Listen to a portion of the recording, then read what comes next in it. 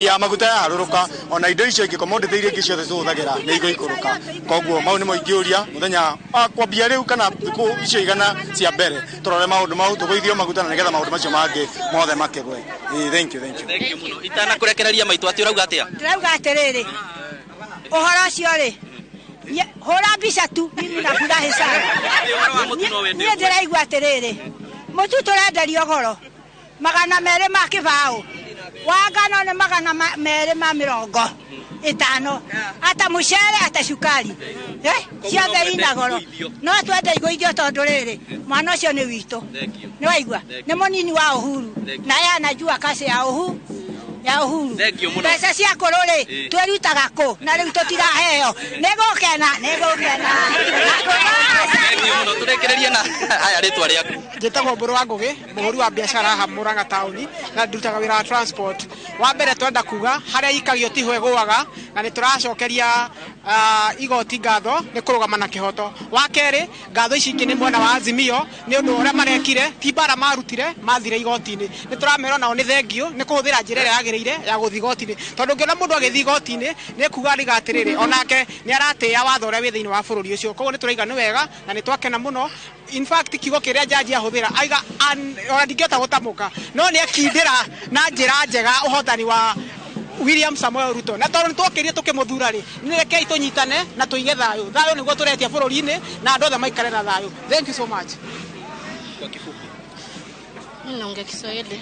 Mimi kama Fatuma Wanjiro nasema asante kwa Mwenyezi Mungu kwa kutujibia maombi yetu kutupa William Ruto na yeye William Ruto akikalia kiti yake atusaidie sote, bei ya unga ipungue, chakula yote ili watu wote wa kaunti washibe na wafurahie maishani yao yote na watoto wote wasaidiwe, wale hawajiezi waendelee na masomo yao mazuri. Njĩtagwo Lydia Waguga na ndĩmũkenu nĩ tondũ wa William Samoei Ruto gũkorwo akĩheo ũhotani tondũ ũguo nĩguo niĩ hakwa ndĩra expect tondũ nĩ ndĩrona twĩna William Samoei Ruto bũrũri nĩ ũgũthiĩ haraihu koguo ithuĩ tũrĩ aikari a Mũrang'a tũrĩ andũ akenu mũno. Thank you. Aya thengio ndiũ kana tũkũrĩkĩria hau na ũguo nĩguo maũndũ maikaire. Wona twauma haha twĩ taũni-inĩ ya Mũrang'a nĩ tũgũkorwo tũgĩthiĩ taũni ingĩ itiganĩte. Nĩ tũretwo kũrĩa taũni ya Mũkũyũ, nĩ tũretwo kũrĩa Maragwa, nĩ tũretwo Kahuro na nĩ tũretwo kũrĩa taũni-inĩ ya Keno o nĩgetha andũ mathiĩ na mbere na kũheana woni wao. Macio nomo tũmũharĩrĩirie gũcokeria mwaro. Ngatho cia mwanya Victor Kĩnuthia ũcio nĩ Victor Kĩnuthia kuma mwena wa Mũrang'a thutha wa igoti tũgĩru gũtua itua na gũkindĩra ũhotani wa William Samoei Ruto. Ndĩrenda tũthiĩ mwena wa Karen kũrĩa twĩtĩkĩrĩtie atĩ President mũthure William Samoei Ruto nĩ akorwo akĩaranĩria na andĩki a mohoro mwandĩki wa mohoro Njenga mwena ũcio no tũthikĩrĩrie ũrĩa Njenga ũngĩkorwo nĩ ũratwamũkĩra na njĩra ĩgwete hihi nĩ marĩkũ marathiĩ na mbere mwena ũcio wa Karen. Ni ngatho muno makiria wa ngeci noguo waiga tigũkũ mwena wa Karen gĩikara kwa mũciĩ kwa President mũthure Ndagĩtarĩ William Kipchichir Samoei Ruto na ndagĩka yothe rĩu nĩ erĩgĩrĩirwo gũkorwo akĩarĩria a Kenya thutha wa igoti tũgĩru gũkorwo gĩkindĩra ũhotani wake eta President mũthure na mauga nĩ akorirwo agĩgĩthurwo na kura milioni 7 igana rĩmwe rĩa 76 na igana rĩmwe rĩa 41 kuga atĩ kau nĩ gacunjĩ ka 50.5 harĩ igana na gũkũ Wangeci atongoria kuma mĩena ĩtiganĩte bũrũri-inĩ nĩ marĩkĩtie gũkorwo magĩkinyia gũkũ ũguo na ũrĩa kũrathiĩ na mbere nĩ atĩ kwa ihinda rĩrĩ mamba gũkorwo magĩgĩthiĩ kũrĩanĩra hamwe magĩkũngũyagĩra na ndagĩka yothe nĩ marerĩgĩrĩrwo atĩ nĩ megũkorwo magĩgĩũka haha ũguo na makorwo makĩarĩrĩria a Kenya. Ririkana President mũthure William Ruto nĩ akoretwo akĩheana cioneki na ciĩranĩro kũrĩ a Kenya na turehoka nĩ mamwe ma marĩa gũkorwo rĩu agĩkĩarĩrĩria akorwo akĩgĩũka haha ũguo na kũringana na gacunjĩ ga kenda ga constitution kana ga katiba chapter 9 thĩinĩ wa gĩcunjĩ kĩa igana rĩmwe rĩa 41 kaugĩte atĩ president akorwo kana president muthure na tari uguo ni twarike gukorwo tukiona igoti tugeru rigikindira uhotani wake agirirwo gukorwo agihitithio mbere ya mucirithania munene kana mucirithania munene angikorwo atariho agirirwo gukorwo agikianirirwo kana agirire gukorwo akiswo in mbere ya munini wake na ni kuga ati kumagia thaicio guo kuringana na uria watho ugite agirirwo gukorwo akihitithio thiini wa thiku mugwanja kana wa thiku Tuesday ya mbere thutha wa thiku mugwanja kuga ati ni tariki 13 wa keri kiumia giukite turerigirira gukorwo kuona president muthure William Ruto akihitithio na kumagia riu haha guo kwiri mwiroreri wa Inoro TV twi mucii guku kwa munini wa president William Ruto riu agakorwo akiuma guku athie kuri uguo thingiraini wa irigi mwena wa Milimani na ni ndagika ta 15 uguo gutari na muhatikano wa ngari niguo gikorwo akihe kanya mutirithia wake Rigathi Gachagua akorwo agigiuka riu guku nake agikorwo agikianjiriria utongoria wake ari thingiraini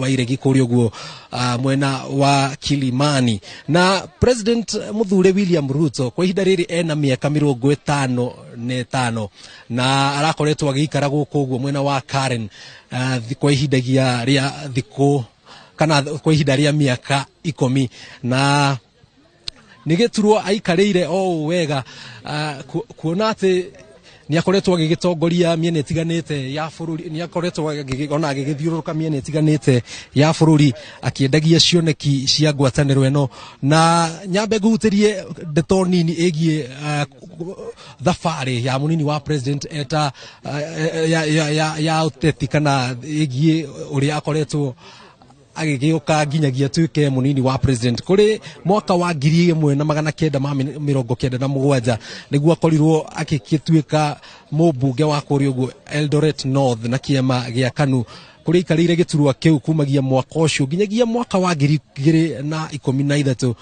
na kumagia hau uguo agituika Minister for Home Affairs thirikari-ini ya Moi oginyagia mweri wa 8 mwaka wa 2002 na thini wa thirikari-ini ya Moi Kibaki ni akorirwo agitongoria ruhonge rwa urimi kuma mwaka wa 2008 nginyagia mwaka wa 2010 na hau uguo niho acokiria kiingira eta minister wa githomo kuma mweri wa 9 mwaka wa 2010 munini wa president kana president muthure William Ruto akorirwo agituika munini wa president mwaka wa 2013 kuhitukira kiama kia United Republican Party na kuria magikorirwo magigithondeka mwaho na munini na president Uhuru Kenyatta mwaho wa Jubilee mwaka-ini wa 2017 na nyambe hutirie mwiroreri undu wa mwanya na utongoria uyu ni ati kuri mwaka wa 2014 tariki 6 mweri wa 9 president muthure William Ruto ni anaingirirwo utongoria akorwo akinyitirira giturwa kia president bururi-ini wa Kenya thiini wa mathaa 48 ririkana niguo kwari na cira wa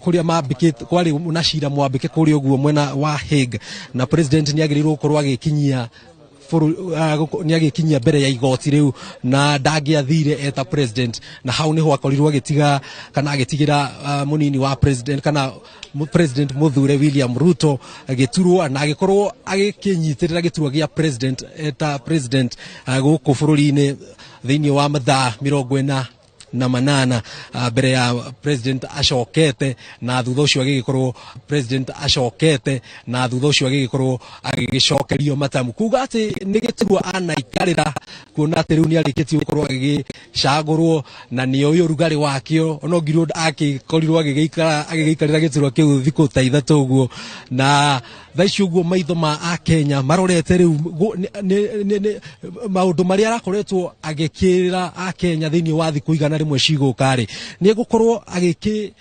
agikimahingia ni undu tugukorwo tukirora na kinyi muno makiria niguo tuone uria maundu megukorwo magikigariura no kwa ihinda riri kuri mwiroreri wa Inooro TV ni ati ndagika iyothe President Muthure William Ruto ni ukorwo akiariria a Kenya na ni tugukorwo tugikirehera tukimurehera maundu maya uria marathie na mbere na kwiyumiria no tha icio uguo kuringana na igoti tugiru ni riakorwo rigikindira ati githurano giki ni giatabanirio na njira ina uma na waragania na Ruto kana President Muthure William Ruto akiyukio hotani na gicunje kia 50.5 hari igana arumirirwo ni Raila Odinga na gicunje kia 48.8 hari igana noguo niguo maundu maikaire wageci nyambe gucokerie mwaro tukorwo tukinyitanira nawe ndagika itari coho tugikorwo tukirehera mwiroreri wa Inooro TV maundu oria marathie na mbere na kwigariura na tari uguo nituona riu ni mambiriria gwikira migiko ni mambiriria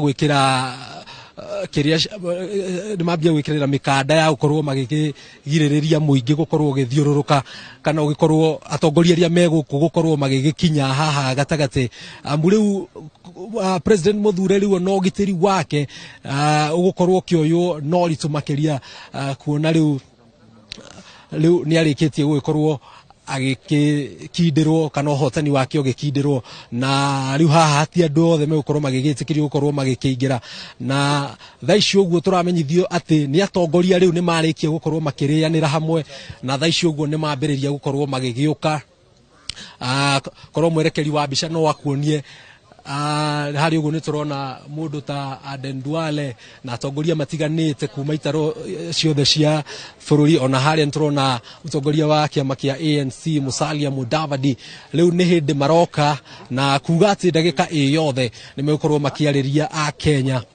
na tugukorwo tugikiona ni mariku maya hihi egukorwo akiuga muthenya wa ira ni turonete ekuri uguo county ya Naikuru akiariria muingi wa kou akiuga na kauga ati ndegukorwo agithutukania miena o yothe egukorwo akitongoria bururi wa Kenya ate kurora hihi ni mwena uri kwakorirwo kiamukira kura kwa wingi egukorwo akirehe uthii wa na mbere mione tiganite ya bururi tondu riu niwe toria gacunje constitution kana katiba yugite agirirwo gukorwo symbol of national unity na commander in chief kuga ati riu thaici uguo arikia kunengerwo matamu motongoria wa keri kiumia giukite riu arikoragwo gitongoria bururi kuringana na uria katiba ekiugite no thaici uguo ndagika yothe twambe nyambe gucokerie mwaro wa ngeci wambe uthie na mbere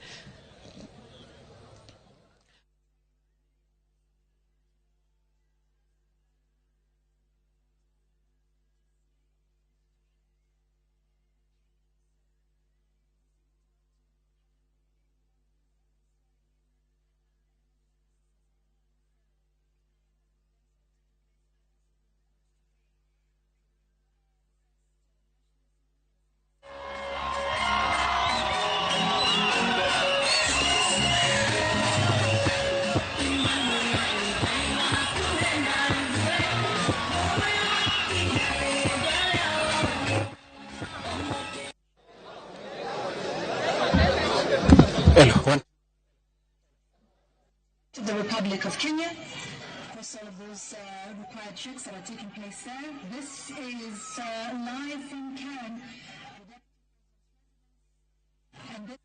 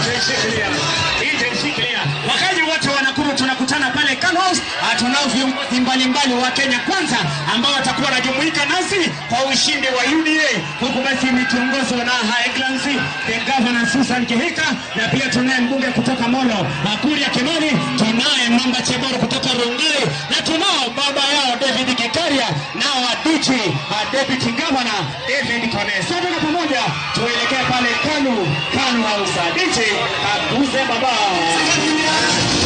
Yes,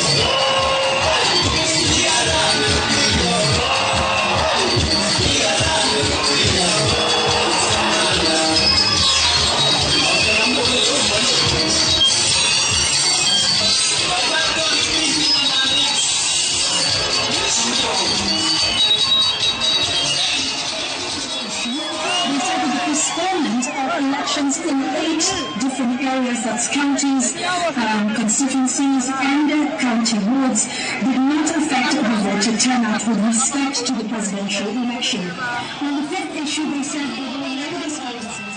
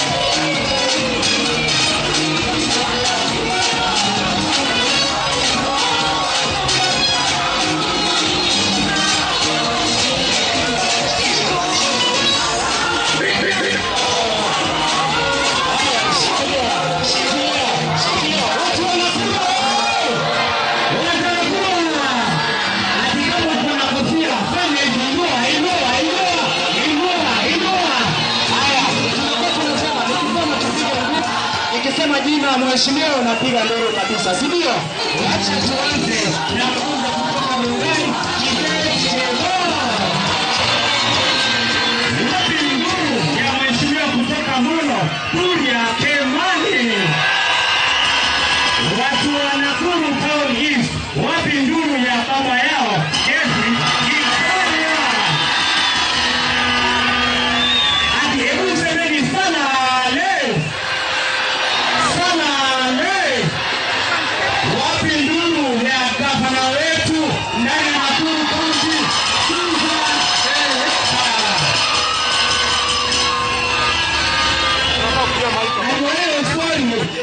Wacha nimwite baba hao mahali popote alipo aweze kukaribia achukue program. Wapi nduru ya MCAs? Ukianzia Fadhili, ukianzia Gavana, ukianzia Mbona, wapi nduru? Haya, wapi nduru ya Ngero? Ngero. Asante sana. Kwa hiyo story tukingojea baba yao hapa, sibite ucheze kama wewe si pangwingwe. DJ Smeja, are you ready? DJ Smeja, are you ready? Na Fadhili, fanyia watu wako hivi Fadhili. DJ, asante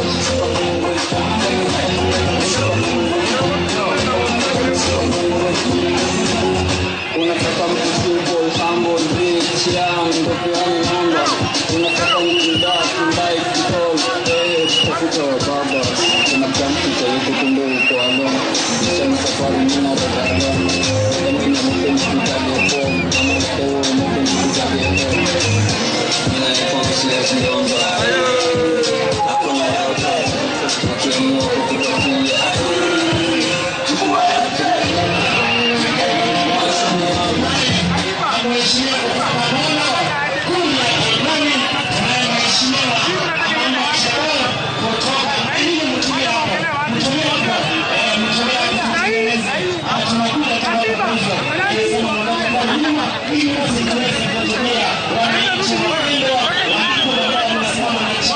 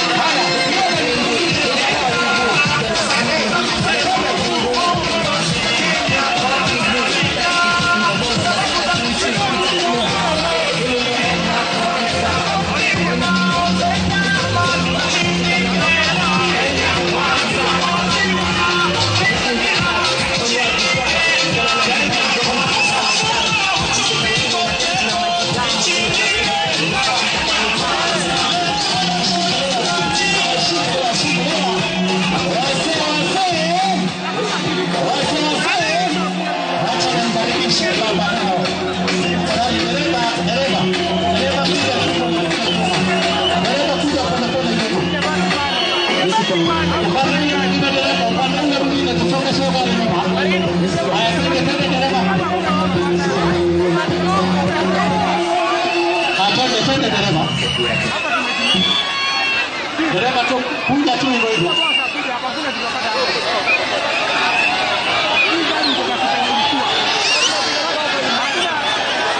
Watu namna hiyo dereva. Tafadhali tukujeni huku mbele. Haki tafadhali tukuje huku mbele. Haya dereva simama hapo. Simama hapo dereva. Arudi nyuma. Arudi nyuma.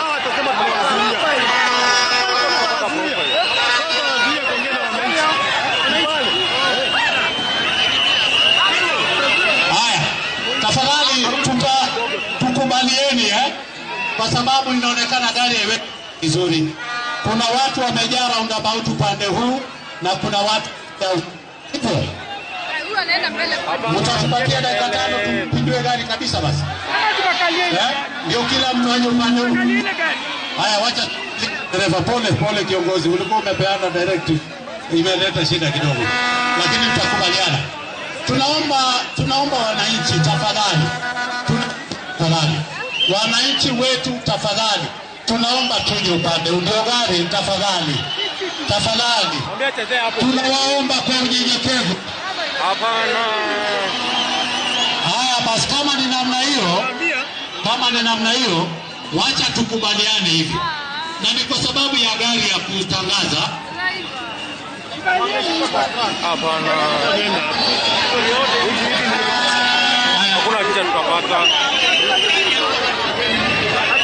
One, two.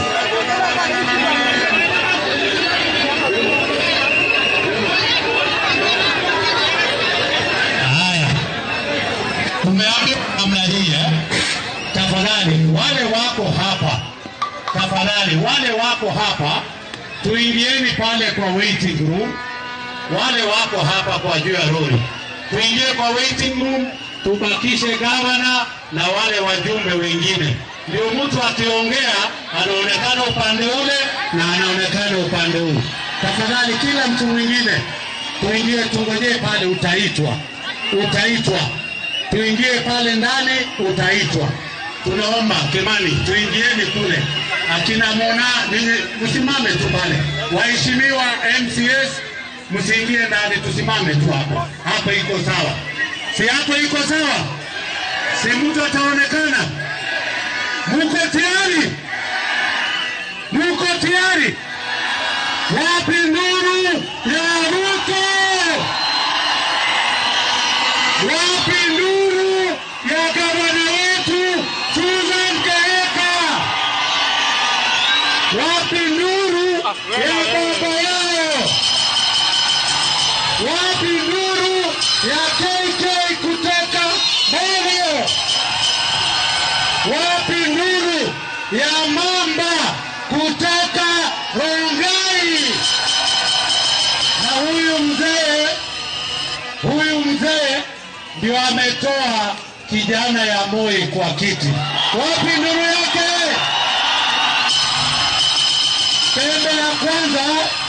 Pembe ya kwanza tuliitolea Baringo.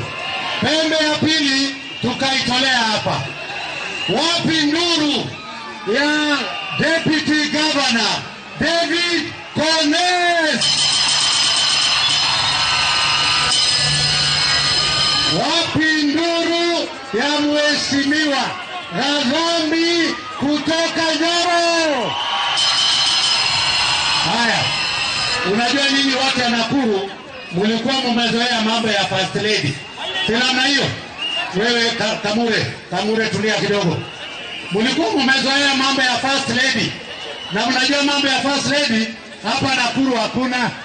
Hapa tuko na first gentleman. Hadi tuko na nani? Tunamwomba wapi nuru ya first gentleman bwana kiongozi Mboro? Haya, hatutaenda sana, tutawakaribisha. Hapa tuko na MCA, tuko na ndugu yangu bwana Geru atapata nafasi. Tuko na MCA Kuria atakuja kupata nafasi. Tuko na MCA bwana Fadhili Msuri. Haya, tuko na bwana Bernard Langat, MCA wetu wa UDA. Tuko na MCA Gavana ambaye yuko hapa. Tuko na MCA Kirui kutoka Barut. Halafu tuko na mtu ambaye anaitwa Ruto, lakini ametoka Kapkures. Tupigie makofi. Halafu kuna huyu Hasra ya rugby. Mnamjua wanyai? MCA Shaba. Halafu huyu ni MCA wangu kutoka Flamingo. Anaitwa Bwana Mũndũ. Na huyu ni ndume. Alikuwa independent lakini akatushinda. Lakini tumekubaliana kufanya kazi kwa sababu na yeye amekuja upande wetu. Wapi nduru ya Mũndũ?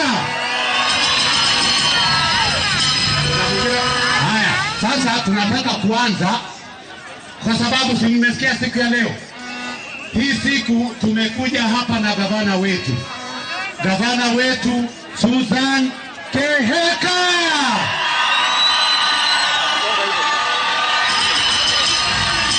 Mnamuona? Na dada yetu tutapeana nafasi, lakini kabla hatujaenda nitaita Madam Susan Keheka. Kuna wimbo anapenda sana. Pole sana. My dear sister. Okay. Unajua wote kwa mother ni Nyeri. Lakini mimi nikajipata niko Nakuru. Lakini mgeni wa Susan Keheka all the way kutoka Nyeri. Women rep wa Nyeri anaitwa Mheshimiwa Mokami. Huyu ni women rep. Unajua tumezoea kwa mwananyekia jamii kawake. Na nilikuwa nimesahau, na unajua huyu ni rafiki yangu sana. Madam Mokami kutoka Nyeri. Sina hiyo. Leo ni siku ya kihistoria. Leo ni siku ya nini? Ati mtoto ya maskini ameenda State House. Ati mtoto ya yule mtu ambaye alishindwa kulipa school fees anaenda State House. Na tafadhali wacha niwaambie kwa kifupi sana. Kwa kifupi sana. Jana tumekuwa na Mheshimiwa Ruto hapa Njoro. Alikuwa mgeni wa Susan Keheka kwa maombi. Na aliniambia lakini wacha niwachie Madam Susan atasema, si ndio? Susan atakuja kusema, si ndio? Wacha tuanze. Haya kweli. Haya, nimesikia. Hata mimi tulikuwa kwa Susan Keheka, na wakati judgment ilitolewa mimi nilienda nikapiga kiss Martha Koome kwa TV. Haki ya Mungu. Na mimi nakwambia huyo mama lips zake ziko sawa. Barbara, na tena sio vile zinakuwa dry, hapana. She has perfect lips namna hiyo. Lakini Susan gavana wetu akaniambia hapana, tuanze kwa maombi. Si namna hiyo? Kwa hivyo tutaanza kwa maombi.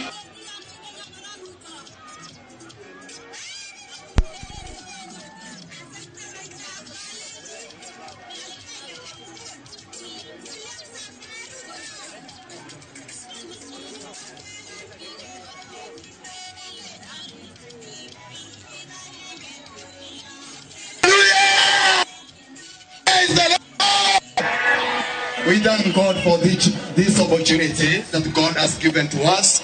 It is a victory in our nation. It's a victory in our county. And we thank God. Thank you, our Honorable Susan Keheka. Nilikupa kura yangu. Mungu akubariki. William Samoei Ruto amechukua. Na tunashukuru Mungu.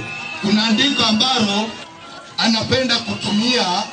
Na nashukuru Mungu, napenda tu nisome kwa ufupi hili neno kwa sababu Mungu akatubariki. Katika jina. Naitwa Pastor Michael Abonga, nimeokoka, Yesu ni Bwana. Mimi nahubiri street za Nakuru. na tumekuwa tukihubiri Yesu na tukitangaza amani katika taifa na kaunti yetu. Wacha niombe, wacha nisome neno ambalo lilisaidia William Ruto kuingia kwenye kiti. Haleluya! Na tukasoma kwa ajili ya utukufu wa Mungu.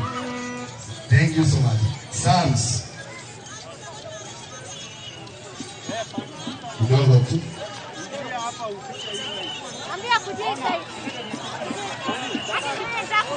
Nataka kusoma Psalms chapter 113.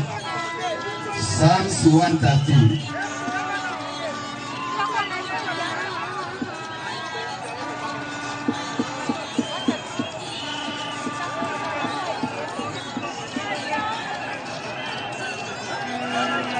Psalms 113.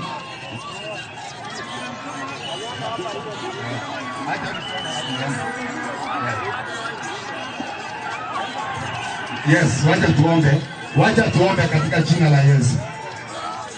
Wacha nisome Psalms 113 verse 2. Blessed be the name of the Lord from this time forth and forever. From the rising of the sun to its going down. The Lord, his name is to be praised. Hallelujah. The Lord is high above all nations, who humbles himself to behold the things that are in heaven and the earth. Hallelujah. He raises the poor out of the dust, and he lifted the needy out of ashes. Hallelujah. Anainua mtu kutoka mavumbini, anamweka wanaketi pamoja na wafalme. Hallelujah. Wacha tuombe. Baba, katika jina la Yesu, Baba, tunakushukuru kwa ajili ya kutupatia kiongozi katika taifa letu. Tulikuomba, tukafunga, tukaombea taifa amani. Tukasema mapenzi yako yatimie juu ya taifa letu. Na imekuwa historia ya kwamba Mungu unaweza toa mtu mavumbini na kumketisha pamoja na wafalme. Imekuwa ni historia kama ilivyokuwa ya Daudi, ukamtoa kutoka chunga kondoo na ukamfanya kuwa mfalme wa mataifa. Tumeona kwa Samoei William Ruto ambaye ni president wetu. Mungu, tunaomba amani katika taifa letu. Tunaomba baraka katika taifa letu. Kama vile ulikusudia ya kwamba utainua watumishi wako na watanena baraka juu ya taifa hili, tubariki Bwana. Bariki viongozi wetu, wawe na hekima ya kukuogopa, ya kukuheshimu. Wabariki familia zao, bariki ndoa zao, bariki maisha yao, wape maisha marefu na siku nyingi. Asante kwa gavana wetu Susan Kirika. Asante kwa waheshimiwa wote ambao walichaguliwa wakashinda, na wale walishindwa tunasema wote ni wa Kenya. Tubariki Bwana na ututende mema. Mungu tusaidie na utupe amani. Ni katika jina la Yesu Kristo tumeomba na kuamini. Haleluya. Wapi nduru na makofi ya pasta? Na tumekubaliana pasta atachukua sadaka, si ndio? Sasa wakazi wa Nakuru, tunawaomba wekeni mikono yenu. Nataka kusikia nduru ya gavana wetu Susan Keheka. Karibu sana Susan.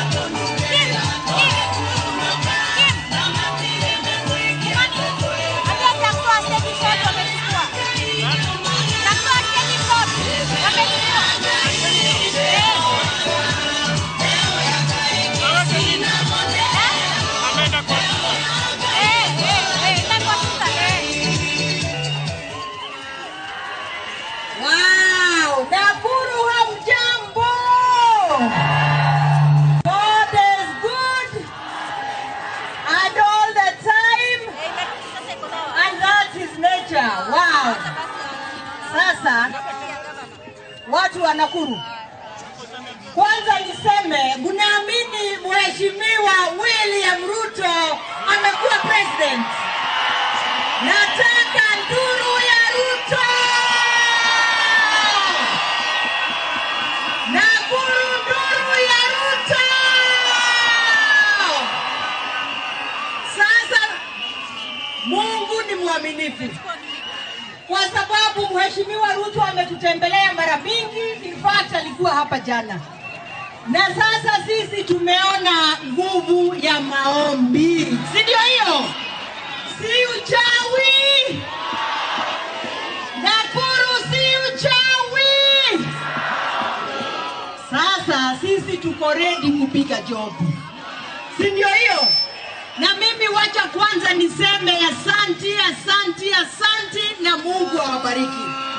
Pia nilikuja kwenyu nikawaomba kazi na kwa ukweli mulinishikilia na mukanipatia kazi. So may God bless you kabisa. Na mjue mimi zile vitu tuliongea wakati wa campaign sikuwa nasema tu ili munipatie kazi. Nilikuwa nazisema ili mkinipatia kazi nitaanza kuzifanya. Si ndio hiyo? Kwa hivyo very shortly mtaona kazi imeanza. Nitawaletea ile pesa ya mahasla muweze kujiinua kwa biashara. Nitakuja tupange hii town. Tumeweka komiti ya kutusaidia ili so that kama town service alone wanarudi town hapa tujue venye watarudi. Si ndio hiyo? Na pia tumesema nimetembea pale juzi nikaona zile vitu pia zinaleta shida kwa parking. Tutasema tutareduce ili town irudi sawa sawa.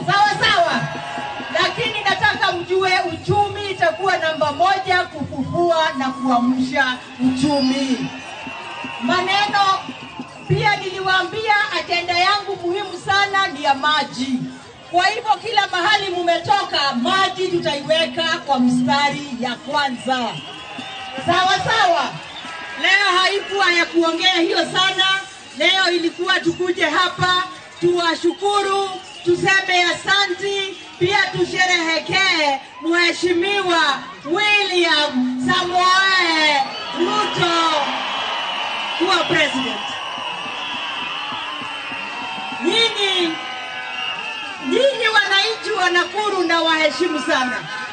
Kwa sababu Hasla mwenyewe alijileta hapa, akauza sera zake na ukweli mumemshikilia, mumempigia kura, hamkumwaibisha. May God bless you. Na nikimaliza niwaambie hivi watu wangu wa Nakuru. I promise you, before God, I will not let you down. Nitafanya kazi like my life depends on it. Na hakuna kazi nitafanya hii Nakuru bila kukaa chini na nyinyi na kusikia maoni yenu. So kwa sababu wengi, wacha nisimame hapo, niseme asante, niseme Mungu awabariki, na niseme freedom is here.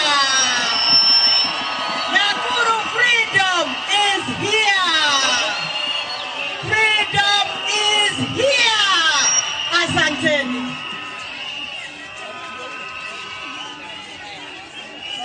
Sasa naona hata mimi ningependa kuomba kidogo. Neguo, hoya hanini mahoya. Neguo, najua kunataka kunyesha na tuna haraka, lakini mimi nimeona Mungu leo. Si ndio hiyo? Haya, tufunge macho kidogo. Dear Lord, we come before you this afternoon with a lot of gratitude in our hearts, Lord. You have carried us through very difficult times.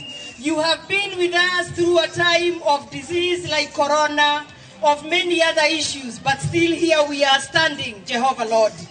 And now, after the victory that you have given us, Lord, we knew that you are faithful. We knew that you would give the judges wisdom to rule and give a judgment the proper way. And dear Lord, we have seen that. We have seen your grace. We have seen your mercy. We have seen your favor upon our lives. So Lord, as we begin this journey, as we come together for the people of Kenya, for the people of Nakuru County, and everybody all over the place, Lord, we ask also for wisdom as we undertake our jobs, Lord, that you have given us, that we may not let your people down, Jehovah, that you will give us the courage to do the right things, so that we can, together with us, you can help us change the lives and transform the lives of Nakuru people and of Kenya. So thank you very much, Lord. Thank you, thank you, thank you. We bless your name. Thank you, Lord. Asante.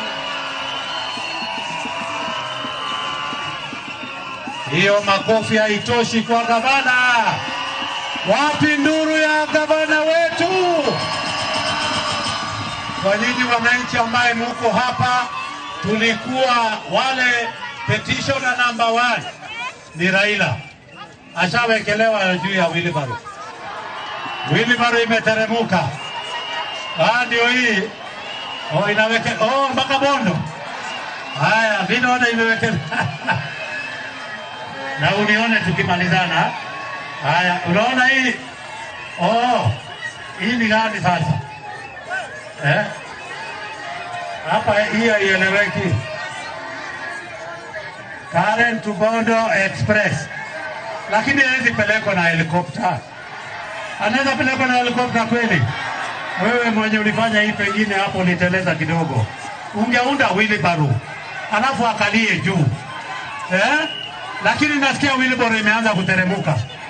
Saa hii inateremuka iko Kenungi, si ndio? Wacha tutaingojea hapa, si ndio? Na Susan aishike. Asukume kidogo. Akimbie kidogo. Aiwachie pale Mausami. Apatie gavana ya Kericho. Si namna hiyo? Sisi tunasema yetu namna hiyo. Siweke yako. Sasa ninataka kuambia watu ya Nakuru. Wale Raila pamoja na mama Karua. Na tunashukuru mama Karua. Amekubali, ameshindwa. Alafu na yeye Babu Owino anasema ati Raila alichezwa. Alichezwa kweli? Alichezwa kweli? Sini Ruto tu alijipanga na watu yake na maombi na mkampigia kura. Waliomba maneno 9 issues kwa Supreme Court.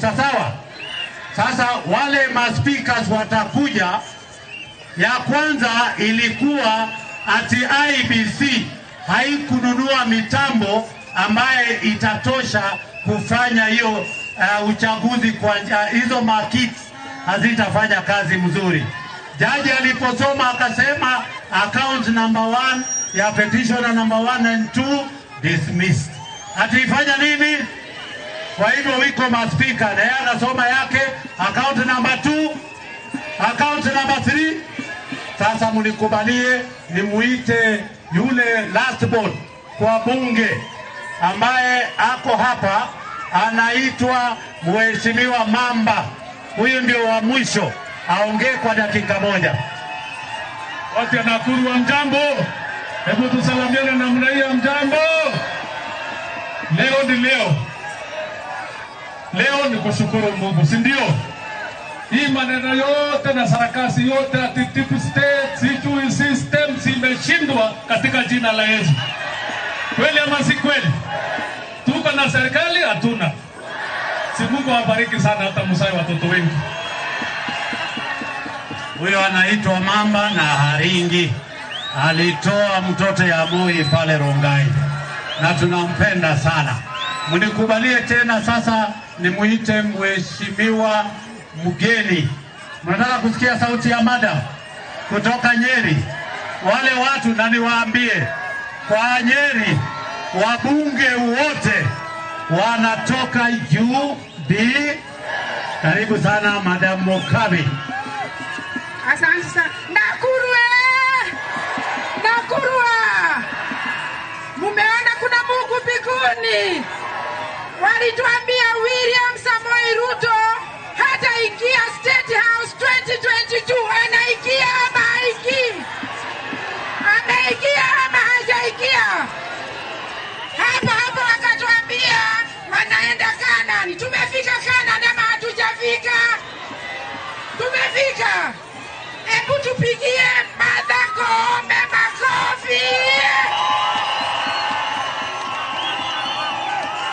watu wa Nakuru, mumeona wamama wako na uongozi mzuri, si ni kweli? Na ndio mlishagua Susan Kihika na mkashagua wamama wengine. Hebu niwaulize, wazoe president wao mapema na wazoe deputy president wao mapema. Rigathi Gachagua. Asanteni sana watu wa Nakuru, Mungu awabariki na Mungu awabariki tena na tena.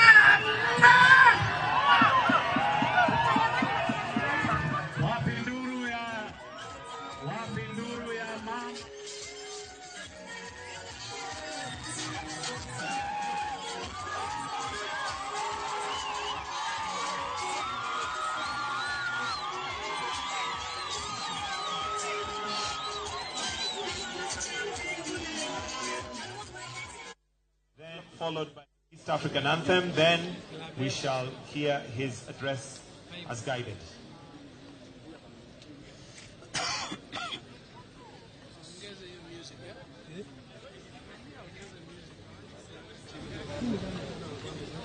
We have His Excellency Deputy President Rigathi Gachagua with his wife, Dorcas Rigathi, coming in now, joining us. And why don't we give them a warm reception as we clap for them? It's been a long journey.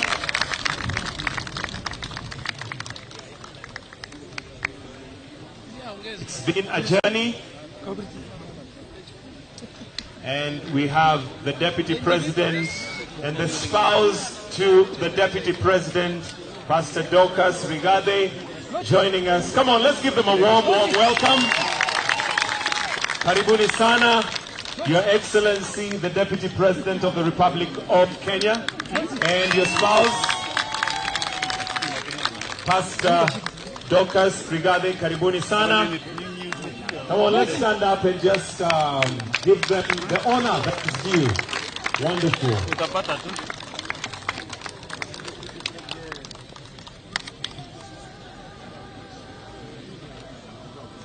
Let us now. Is going to be joining us very, very shortly.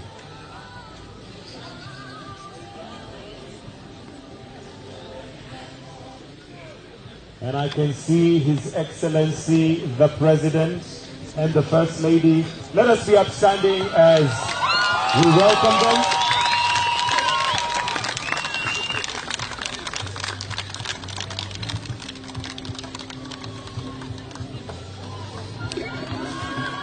Wonderful, wonderful. They are looking good. They are looking wonderful. It's been a journey and we thank God for this far He has brought us. Simba, kidogo tu.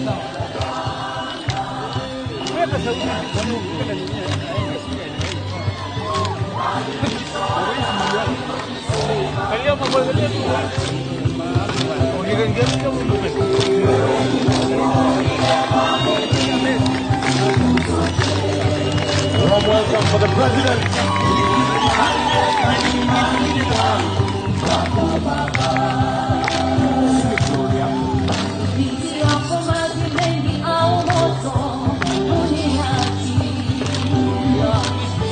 All right, kindly cue the music. Let us all, anybody who's sitting, kindly let us stand up for the national anthem.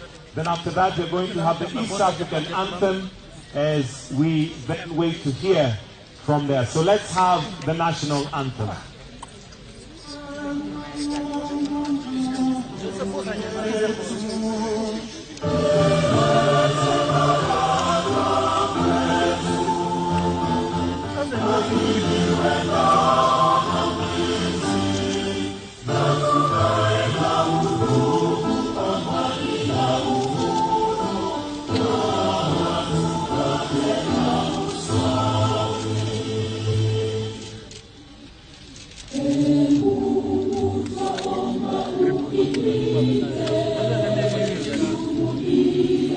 Afrika Mashariki tuwezeshe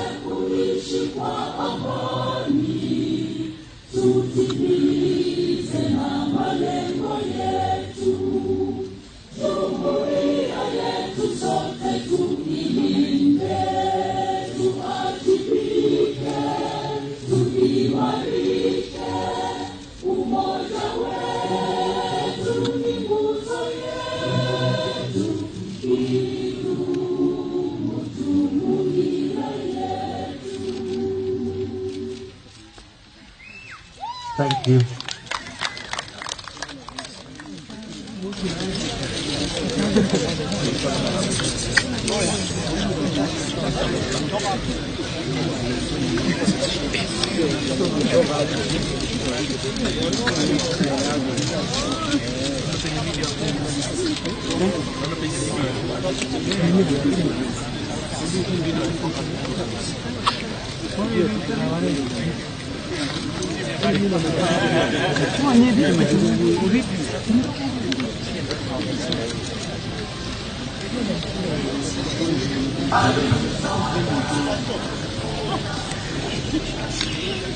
All right, we're going to start with a word of prayer, and we're going to ask the spouse of the Deputy President, Pastor Dorcas Gade, to lead us in a prayer. Welcome. Let us pray. Our dear Father, we stand here to worship and to honor your holy name. You are God all by yourself. We thank you for the great country of Kenya and to every person that came out to vote and exercise their democratic right. Our Lord and our God, we bless you, we honor you, and as we stand here, Jehovah God, to celebrate another milestone where Kenya, Jehovah God, is being lifted up to become a country where God reigns. We worship you and we honor you for the president who you have given to us and the deputy president, our Lord, and everyone who has been elected.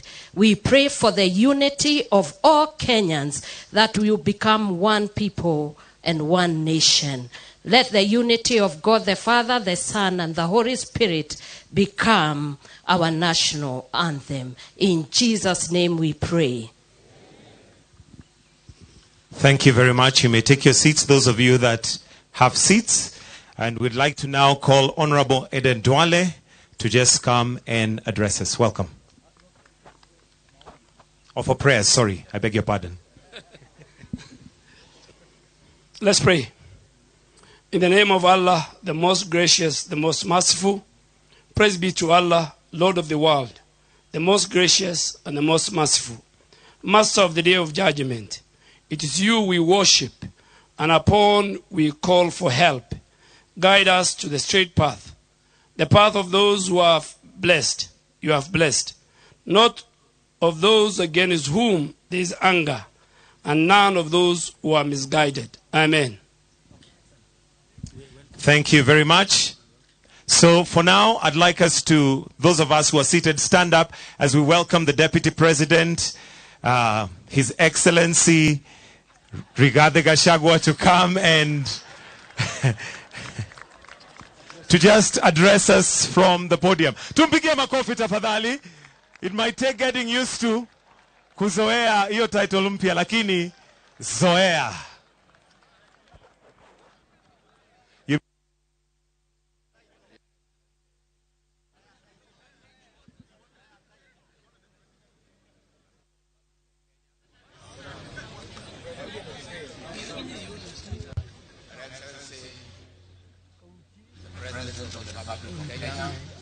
The one and only Dr. William Samoei Ruto,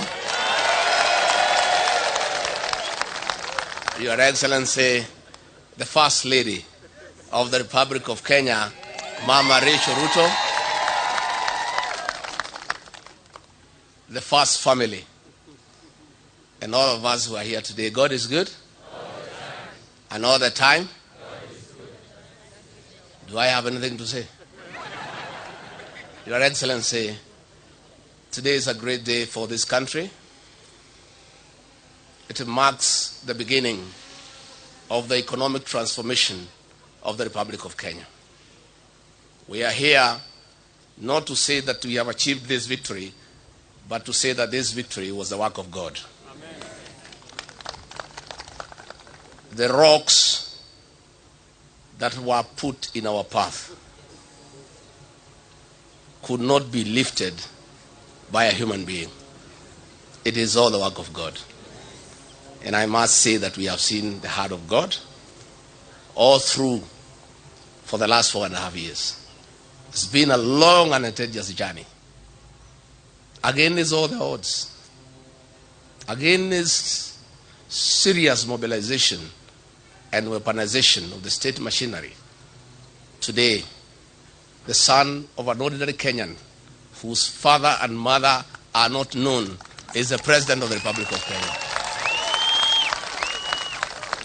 We thank God. I remember last year, we attended a church function at 7 a.m. somewhere in Kenya. And there was an evangelist from Nigeria, and he tried to explain to us why our outgoing leader had abandoned William Ruto. And he told us not to worry. It was all God's doing, so that when he becomes president, no man can say he made you king. Therefore, we give glory to God, and we thank the people of Kenya for what they have done for their country. This is a great country, and Kenya has no problem.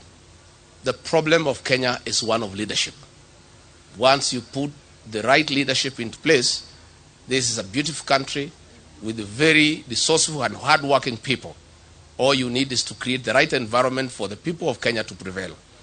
And I have no doubt, agreeing with the rest of Kenyans, that the man we have put into office, Dr. William Ruto, is up to the task.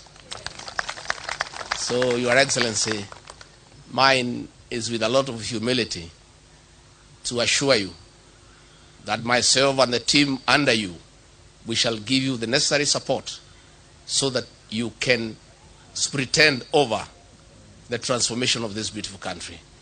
We shall work day and night, but I must admit that though we may not be able to be as hardworking, to be as zealous, to be as passionate as you are, we'll give it our best shot. And I want to urge all our colleagues in this struggle, those who have been persecuted, those who have wounds, please, let this victory heal all our wounds. And let us get to work.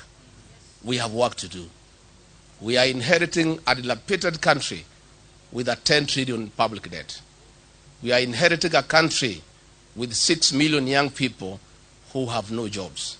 We are inheriting a country with 14 million Kenyans in CRB. We have work to do. And let nobody cheat you that it is easy. We have to work from day one. So let bygones be bygones, and let all those who are against us, we invite them to join us. We build this country together. We have nothing against anybody because we are Kenyans and we are good people. And all we want is the economic transformation of our beautiful country. Before I invite our president, let me take this opportunity, Your Excellency, if you may allow me, give a word of assurance to the public service. We are aware that your morale is low. We are aware you feel demeaned. We are aware you have become non-productive because of what you have been taken through. I want to assure you on behalf of my boss that our first job is to restore the dignity of the public service. Our first job is to cushion civil servants from harassment by officers in the police force under the guise of fighting corruption. Our work is to protect the civil servants from extortion. Our work is to make sure that we get a working public service to assist us in the management of the affairs of this country. And I have no doubt in my mind that if all of us support Dr. William Ruto and his team, in a year's time, he will restore Kenya to where President Mwai Kibaki left us. It is now I'm the most privileged person to invite a brand new president. So join me in inviting the President of the Republic of Kenya, Dr. William Samoei Ruto, to come and say something.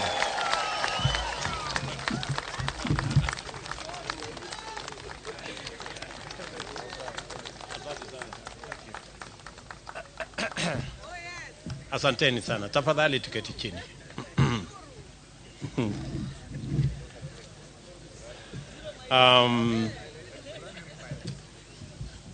Of course you agree with me that I am overwhelmed. This is a moment like no other. And let me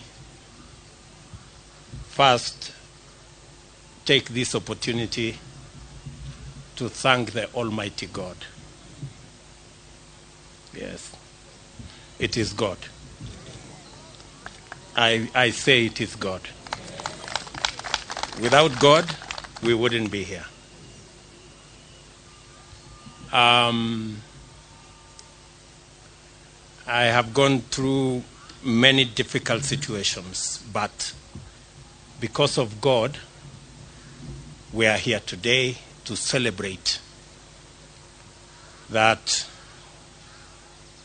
today the people of Kenya have made a choice, and that choice has been confirmed by our judiciary. Let me first and foremost say we are truly grateful as a team, as the Kenya Kwanza team. We are grateful to God because we have come a long journey. We have worked hard. But as the Bible teaches us in Proverbs 20 verse 7, that some trust in chariots and others trust in horses, but we trust in God.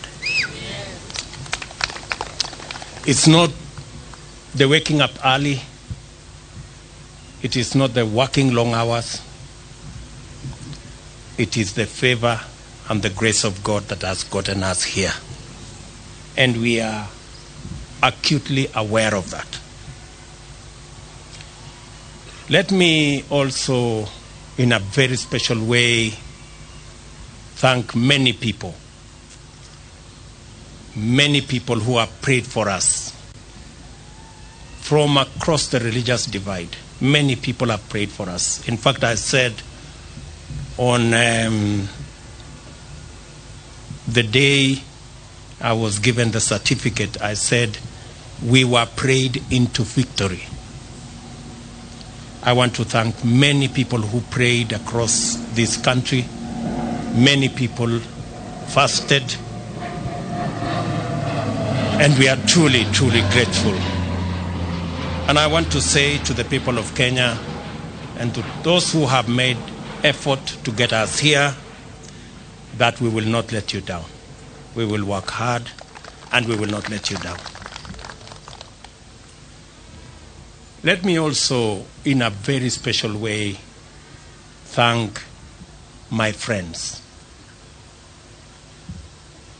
Starting with my wife Rachel, who prays for me every day.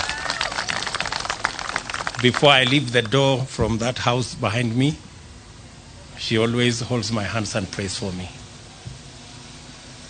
And my children, for believing in me and always encouraging me. Very special thanks goes to my friends seated here, the people we started this journey with, under very difficult circumstances. I know many of you have suffered because of being my friends. Many of you have been taken to court. Many of you have been harassed, your children, members of your families. The only crime is that you chose me as a friend. I don't take it for granted that you are my friends. We started with many of you who are formerly members of Jubilee. You know what happened to us. I do not want to say. but we believed in a better Kenya. We believed in a freer, more democratic, more rational Kenya. Along the way, many brothers and sisters joined us from other political parties. I want to also say a very big thank you to them. They gave momentum to our journey. And I want to say asante sana.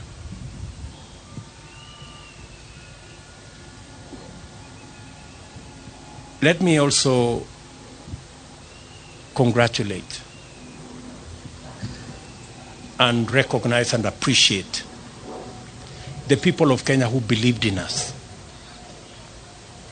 They went out of their way. Under very difficult circumstances, they believed in us. They listened to us. You know, the legendary Mamamboga and Boda Boda guys, they are the heroes of our campaign. They defined this election. They were the embodiment of our quest for a better economy for our Kenya, for our country. The millions of Kenyans who believed in us. Today, by voting for me, the millions who woke up early to go and vote, they have not only voted for me, but they have opened doors and gates for their own children in every village, in every neighborhood, knowing very well that their children as well can become leaders. And every child is free to dream, and every child is free to aspire to any office. And working hard, believing in God, they can get wherever they want to go. I think my election opens possibilities for all our children, irrespective of their background, irrespective of where they come from, irrespective of their financial status. But this afternoon, with the unanimous decision of the Supreme Court of Kenya, our lengthy, suspenseful, and protracted election has come to an end. My fellow presidential candidates and I made our respective cases before Kenyans and submitted ourselves to their sovereign decision at the ballot. After the result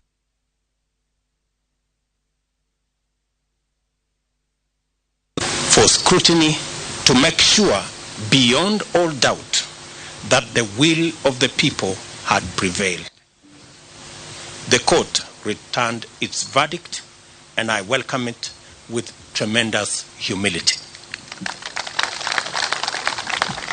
I salute the judges of the Supreme Court who have performed their duty with utmost fidelity to the Constitution.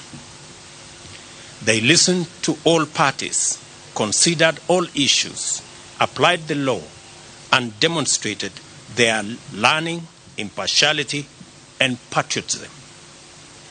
Their professionalism has elevated the stature of the judiciary, enhanced the place of petition process in legitimating election results as the true reflection of the people's decision, and afforded the nation an opportunity to reflect. It also afforded come to terms with the implications of the last general election. I do not take this for granted, and I thank the judiciary in general and the Supreme Court in particular for staying strong as the shining beacon of constitutionalism and the rule of law, even in the most daunting of circumstances. And you know what I mean. The Supreme Court scrutinized, examined, and dissected and tested the declaration of the Independent Electoral and Boundaries Commission against the high standard established by the Constitution. The decision vindicated the Commission's effort to go all the way and deliver an election that exceeded public expectation and fully met the constitutional threshold of a secure, transparent, free, fair, and accountable election. The return of a unanimous decision on all the 9 issues confirms the fidelity of the IEBC to both the law and the Constitution. I therefore commend the Commission for their noble achievement at tremendous and regrettable cost to serve the people of Kenya by ensuring that their sovereign will is upheld. As I do that, we are all aware that there are men and women who lost lives in this election when they shouldn't. There was blackmail, threats, intimidation, and all manner of attempts to subvert the will of the people. The IEBC stood firm. The judiciary has vindicated the IEBC.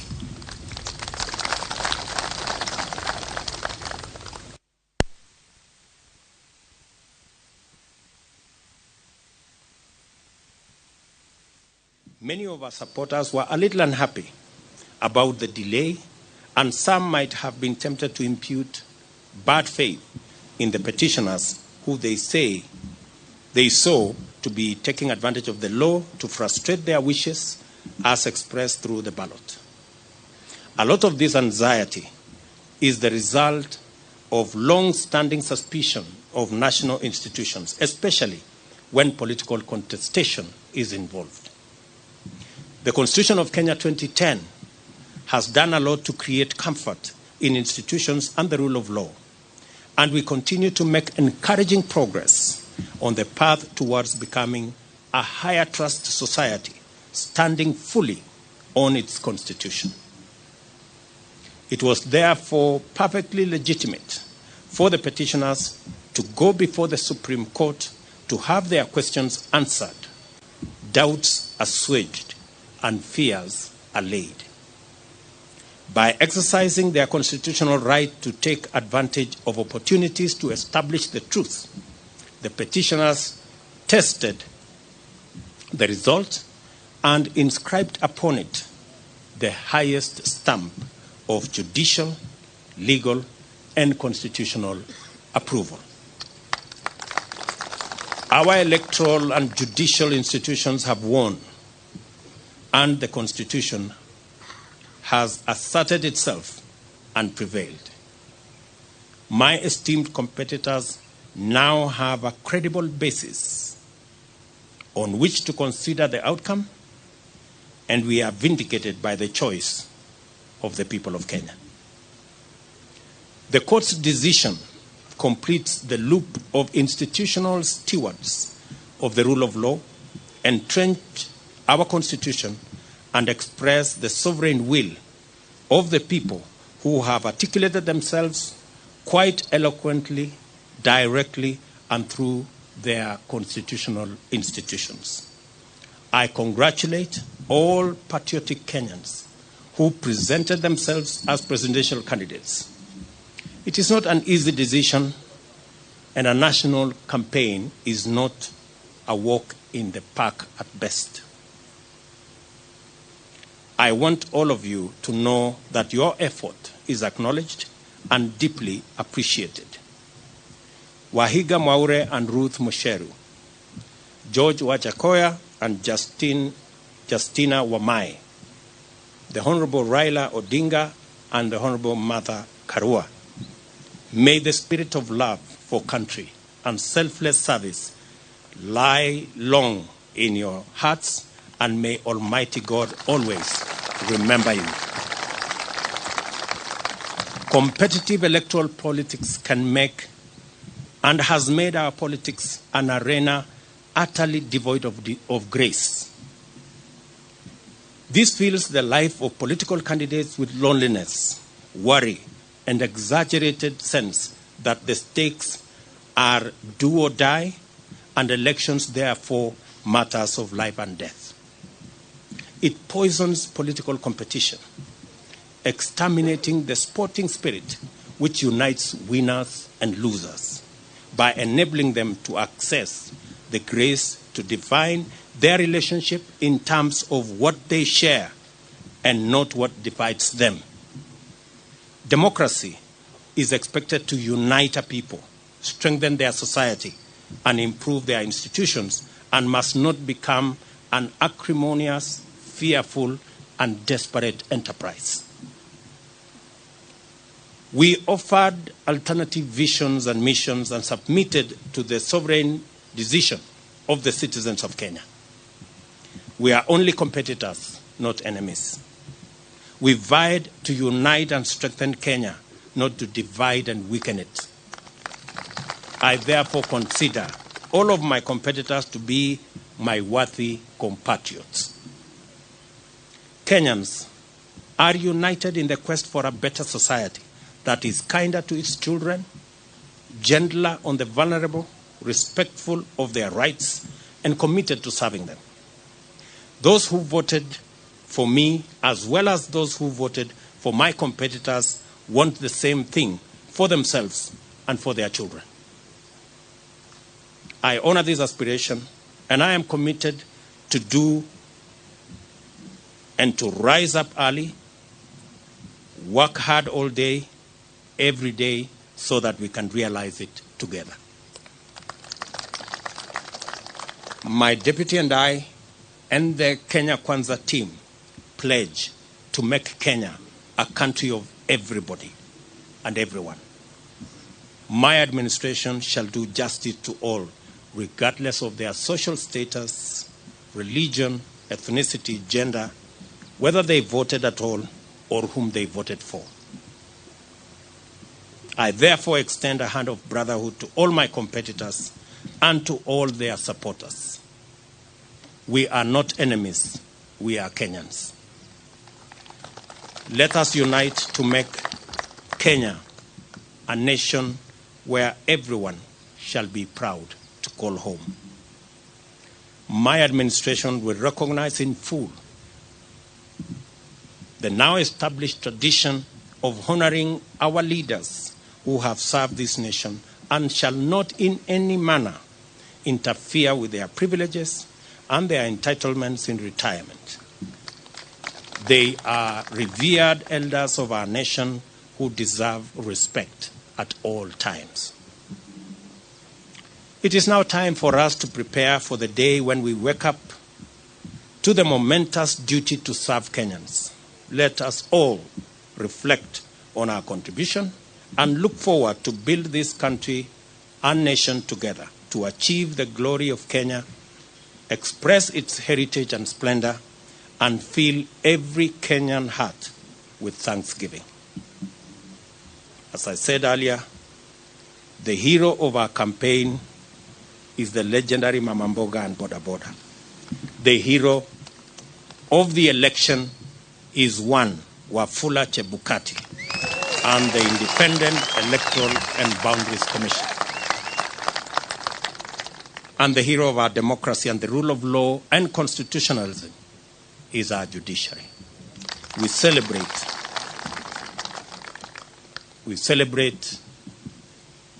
all Kenyans, and I pledge and commit to work as the Kenya Kwanza team in making sure that we take Kenya to the next level. I will be making a much more comprehensive statement further down the road. I thought I should recognize everybody who has made a contribution towards this success today. As I said, it's not about me and my good brother Gachagua and the leaders who are here. It's about all millions of Kenyans who have made a contribution to us getting where we have. I will shortly be putting a call to my good friend, President Uhuru Kenyatta.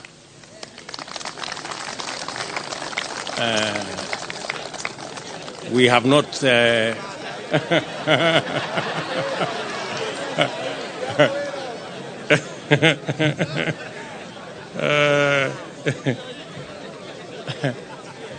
we have not I haven't talked to him in months. But shortly I will be putting a call to him so that we can have a conversation on the process of transition.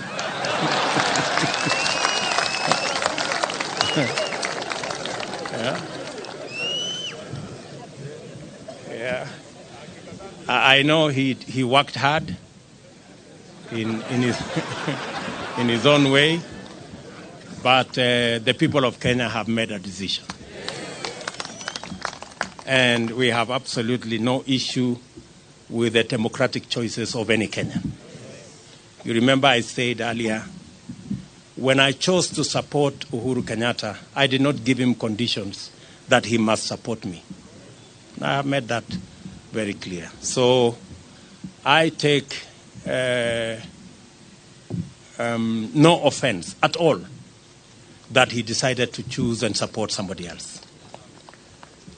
And therefore, we will remain friends as we have been in the context of where we are. And, and we look forward to building on the foundation that's already there in the many issues that I worked with him, and be able to take Kenya to the next level in the many things that we would have wanted to do that we did not do. We are a very responsible people. Government is a continuous enterprise, and we will complete all the projects that have not been completed, as we have said, and we will build on that foundation the programs that we have committed to the people of Kenya, and we will hit the ground running because we are aware of what we need to do. I will also be putting a call to my worthy competitors, beginning with Raila Odinga, my worthy competitor, with his Azimio team, so that we can begin to contextualize how we are going to work together for the people of Kenya. Those of us who will be working from the executive, and the Azimio team who will be working from the opposition.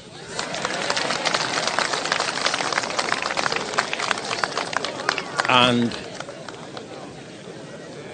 as I committed to the people of Kenya, I believe in the rule of law.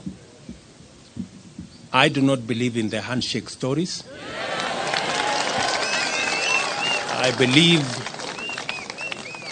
I believe in an accountable government held to account by a responsible opposition. That is how Kenya is going to move forward. And so I look forward to a conversation on how they will hold us to account and make sure that we deliver on the commitments that we have made to the people of Kenya, and public resources are put to good use in an accountable manner, and so that we can reap the benefits of what the people of Kenya have done in electing us into office. We will then be working with all the other people as we get down to doing what we committed to the people of Kenya that we do. I know there is huge expectation. Many people are texting me and asking, when is the Hustler Fund going to be launched? Many people are asking me, many farmers want to know when subsidized fertilizer will be available so that they can get on with the journey or with the business of growing food for us so that we can reduce the cost of living. Many farmers are asking when we are going to begin the journey on agro-processing and value addition. Many people across Kenya want to know when we are going to begin our housing program.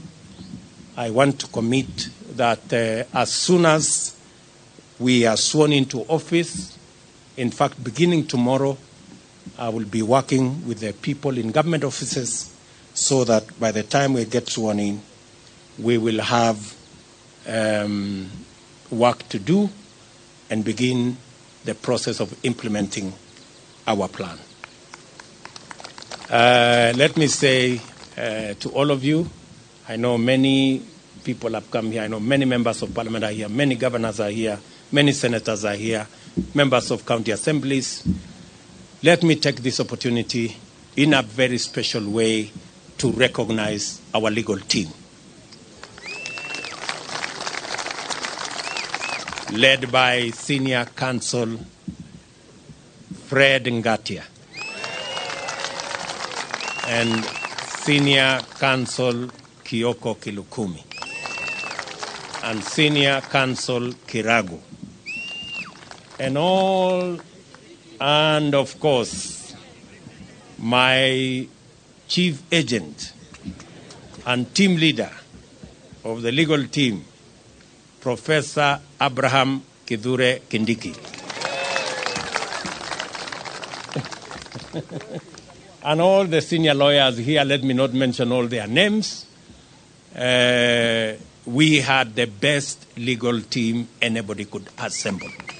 And we are very proud of you, ladies and gentlemen. Thank you very much for protecting our victory and for doing your bit. I remember when I talked to them, I told them those of us who are politicians have done our bit. We handed over the baton to them, and I told them they should not drop the baton. And they brought it home in one piece, and we want to celebrate them. Tuwapige makofi jameni hawa makofi. Let me also say, for good record, that these great men and women, our legal team, volunteered their services for free.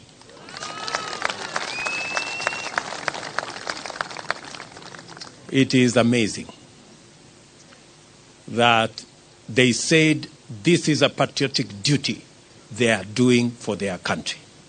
And they were going to donate their time, their intellect, their professionalism to make sure that they do that is what is right for Kenya. Ladies and gentlemen, I sincerely appreciate on behalf of the Kenya Cancer team your sacrifice, your contribution, and your commitment to this journey. Asanteni sana. Of course, there are many volunteers.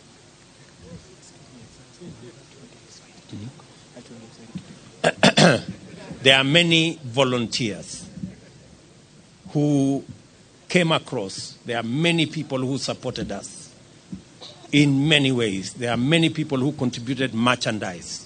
Many people contributed resources of all types, merchandise, airtime,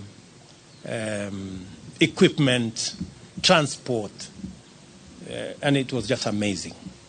We ran a campaign. Many people believed that I was very organized, but I want to tell you, it was not me. Everybody made a contribution. That's why the whole thing looked seamless. We didn't have to push nobody to do nothing. Everybody did what they were supposed to do without asking. So I want to say thank you very much to our team. I want to announce that this marks the end of the politics of deceit and the politics of betrayal and the politics of conmanship. It is the end. We want the politics of the Kenya of the future. Every leader must be held to account on what they say, and they must match what they say with what they do. I promise you, ladies and gentlemen, that with the opportunity God has given us, we want to have a country based on the rule of law.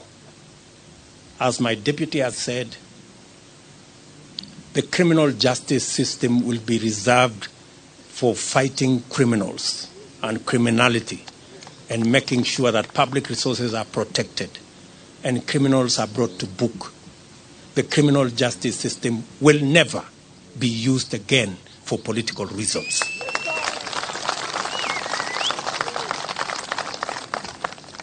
Let me say it again. The criminal justice system will never be used again against those who have a contrary view, political view to ours. I want our competitors to rest assured that though the rest of us have been subjected to threats, blackmail, intimidation, and unnecessary fights, I commit that under our administration, nobody will be vilified or victimized or prosecuted for holding a contrary political view from ours. This is a democratic country, and we want to remain so. Our competitors have nothing to fear, like the way many of our supporters have had everything to fear for being our friends or for holding a contrary view from those who wielded power. So, and as I have said, we will respect our President, Uhuru Kenyatta, in his retirement. We will give him the respect and dignity a former head of state deserves. We are honorable people. We are not petty, and we are not jealous. He has done a good job, and he will have his place in the history of Kenya. So nobody should peddle any falsehoods or that we harbor anything against the President of Kenya. When our good friend Raila Odinga retires, also we will give him the respect he deserves as a Kenyan leader who has made a huge contribution to the democracy of our nation, and every other leader that deserves respect. So to all our friends out there, we want to grow a nation. We want to build a society that is based on the rule of law and respect for our elders. So let me leave it there for now. The rest of the things we are going to say, I will take maybe one or two questions so that we can conclude this press conference. Na nitasema kwa Kiswahili, nitajibu maswali kwa Kiswahili. Si tumekubaliana? Kama mnataka niseme Kiswahili kidogo, nimesema ya kwamba kwa niaba ya team ya Kenya Kwanza tunamshukuru Mungu kwa sababu ya kutupatia ushindi. Hii ushindi si ya William Ruto na Gachagua, ni ushindi wa mamilioni ya Wakenya walioamka asubuhi na mapema kupiga kura ili hata na watoto wao waweze kupata nafasi ya kuwa na ndoto ya kuwa viongozi katika taifa letu la Kenya. Nimesema vile vile ya kwamba tunawashukuru wale wote, hasa IEBC ambayo ilisimamia uchaguzi katika taifa letu la Kenya. Mbali na changamoto za makomishna ambao waligawanyika pale mwisho, IEBC ilifanya uchaguzi ambao ulikuwa wa huru na haki, na kila Mkenya ametosheka. Ma-MCA wamechaguliwa, wabunge wamechaguliwa, maseneta wamechaguliwa, magavana wamechaguliwa, na leo mahakama ya upeo imeidhinisha uchaguzi wa rais pamoja na naibu wa rais, kumaanisha kwamba IEBC ilifanya kazi ya muhimu. Na nimesema shujaa wa uchaguzi huu ni Wafula Chebukati na makamishna waliohakikisha ya kwamba uchaguzi huu haujapatilishwa na watu ambao walikuwa na njama ya kuharibu uchaguzi wetu. Nimesema vile vile tutapata nafasi kama viongozi kuongea na rais wetu ambaye anaenda kustaafu, ili tuweze kupanga mambo ya kukamilisha succession kwa njia na taratibu ambaye iko na heshima. Na nimesema vile vile kama vile tuko na desturi kama taifa, viongozi wetu wote, wale ambao ni elders wa taifa letu, viongozi wanaostaafu kama rais, watapata heshima na watapata haki yao katika mahali pa heshima katika taifa letu la Kenya, na hakuna wasiwasi yeyote kwa mtu yeyote kwamba kutatokea na jambo lolote. Yale ambayo yamefanyika, Waswahili wanasema yaliyopita si ndwele, tugange yaliyomo na yajayo, na hivyo ndivyo tutakavyofanya. Tumekubali vile vile ya kwamba kamwe criminal justice system katika taifa letu la Kenya haitatumika kuendesha mambo ya siasa katika taifa letu.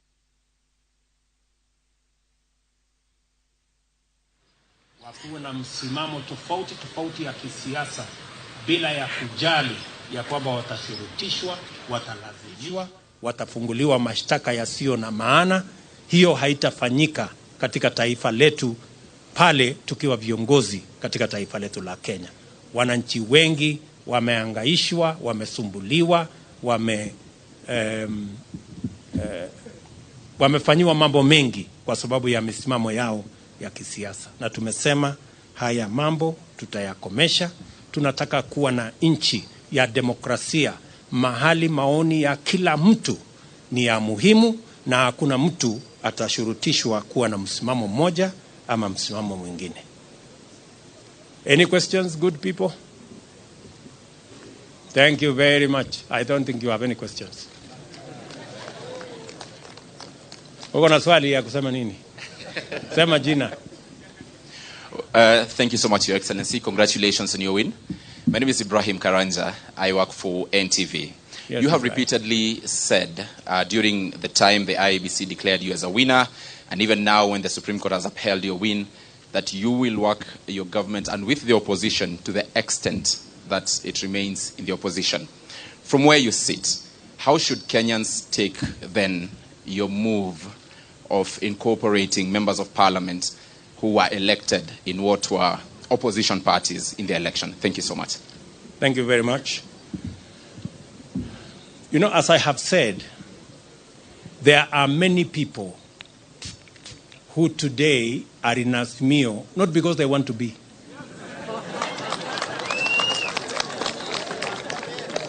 We have many people who are forced, blackmailed, threatened into belonging to Azimio. There are many leaders. If many of these leaders, if they tell you their stories, they are horror stories. Many of them were told, if you don't join Azimio, this court case, KRA, will be brought on you, and many other threats.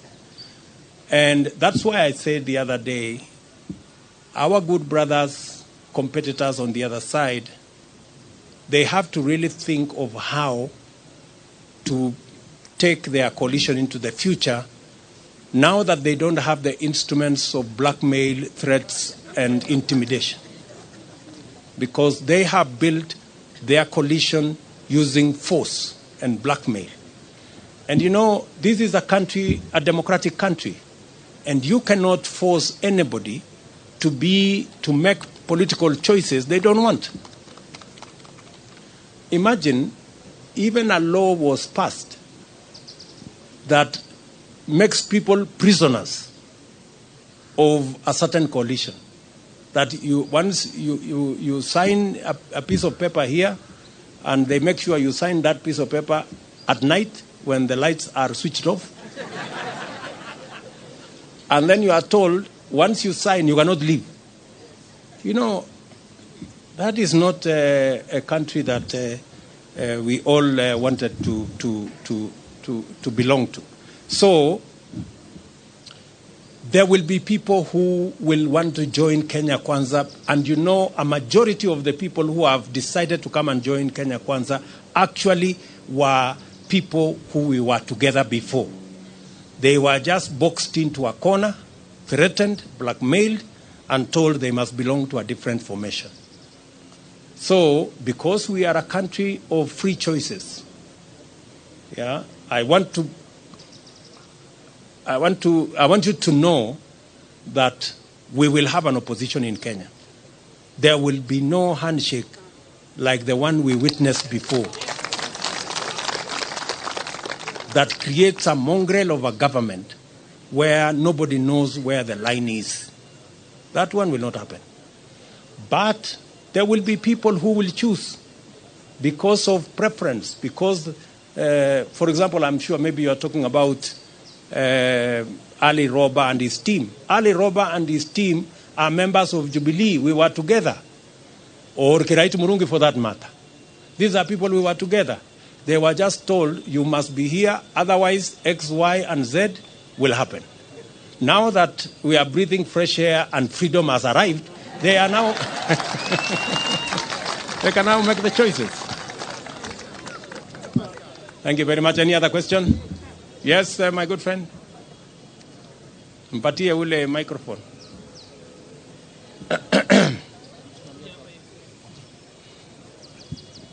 Congratulations, Sir President William Ruto. Asante. My name is Kevin Mihona from Mwangaza TV. Yes. Your Excellency President, there are young men like us who had some different thoughts about the verdict of this ruling with the court. What would be your encouragement to them? They are burning. I've been from the streets of Nairobi, and some of them are burning. Kindly tell them a word of hope. Thank you. As I have said, two things. We are a democracy. And in a democracy, the majority have their way, the minority have their say. Number two, I have said here, the administration we are going to run is the administration that is going to serve all Kenyans, irrespective of whether they voted at all or whoever they voted for. We are going to serve the people who voted for us and those who did not vote for us, because we are going to run the government of Kenya. And the government of Kenya is going to be the government of Kenya for all Kenyans. So they have absolutely nothing to worry. Nothing to worry. We are going to serve all Kenyans equally. Yes?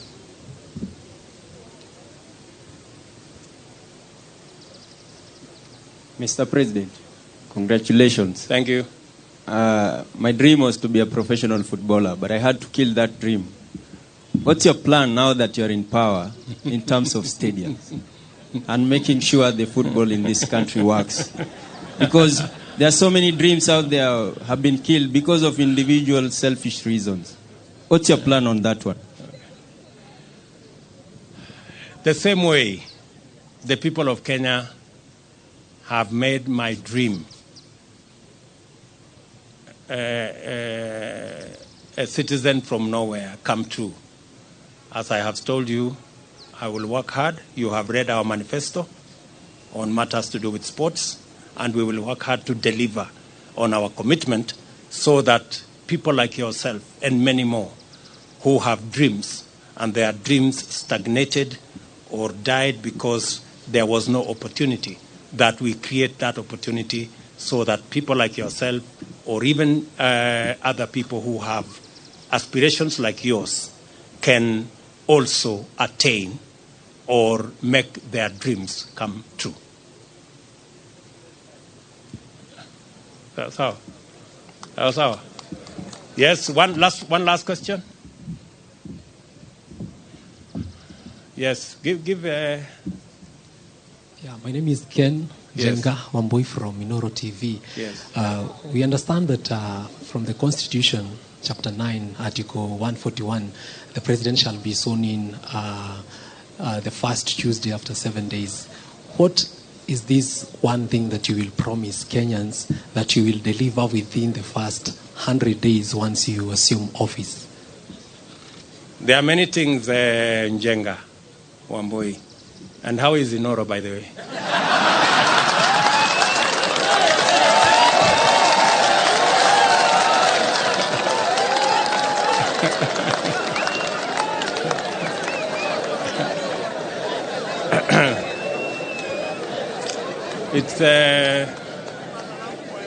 It's good to have you around. And I want to promise you that you will be treated equally like all other Kenyans. I know sometimes people think the people who really fought hard against us that we have grudges. We don't. We are Democrats. And we will work together. However, I will, your question on the first 100 days, let me not say it today. I will be making a statement on my inauguration. Just be patient kidogo. Sawa Bwana Njenga. Asante. One last one. Where are my good friends from Citizen?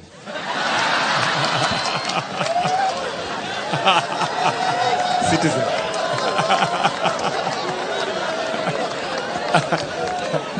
No, it was.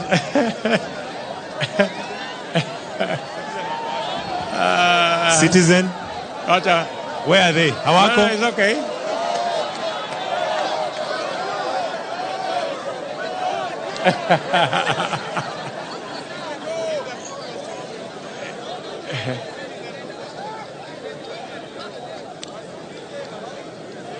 Yes. Congratulations on your win, Mr. President. My name is Brenda Wanga from Citizen TV. I know you have said you will give a comprehensive statement a little bit later on what you intend to do in your first 100 days. You've said that in your manifesto before, but I know most of us are quite concerned and would like to know what your plans are in regards to fighting graft. That has been quite a big issue during this campaign. Thank you. Thank you very much. Thank you very much. I think it's a fair question. And how is my good friend Leto, by the way?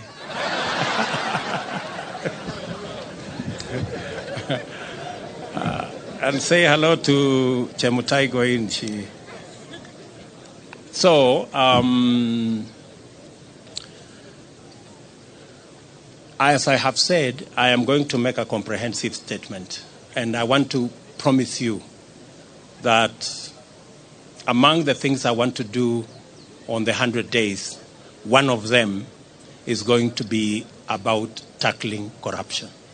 So expect a statement and expect there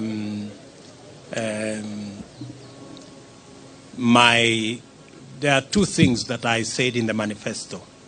Number one is the judiciary fund. And number two is to have an accounting officer for the police and the entire criminal justice system so that they will never depend again on resources from the office of the president. They will have their own independent budget and an accounting officer so that they can go after anybody that is involved in graft or in wastage or in theft without getting permission from the office of the president. We will treat those institutions as the Constitution expects us, as independent institutions. But I'm going to make a statement about on that, or as among the things that will be in my 100 days to do list. Sawa. Very good. Otherwise, I think we can leave it there for today. Mimi nataka niwaambie asante sana for coming. All the good friends from the media, thank you very much. We're going to be sharing information with you as often as we can. And I am just requesting that let's put the campaign behind us and let us look into the future together. We may all have supported different candidates, but the people of Kenya have made a choice. Sindio? Sasa tujipange tu kwenda mbele pamoja. Bas, asanteni sana na watakia baraka ya Mungu. Thank you. All right, kindly, let's remain seated. Kindly, let's remain seated for a minute. We'd just like to have a few photographs, Your Excellency, with your permission. So, those of you that have seats, kindly just remain seated very quickly. We'll just have photo ops with His Excellency and the Deputy President-elect, followed by another picture with their spouses. Then we shall also have the legal team, followed by members of Parliament. So,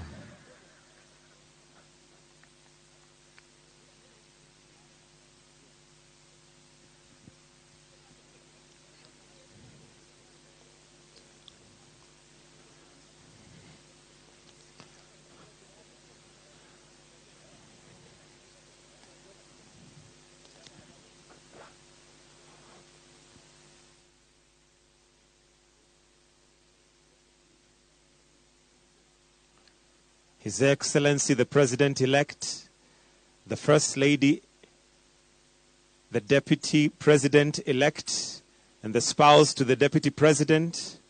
Wonderful picture right there. Next, we'd like to call the legal team. So we'll ask His Excellency to just step back so that the podium is bigger. We'll have the legal team to have the next picture.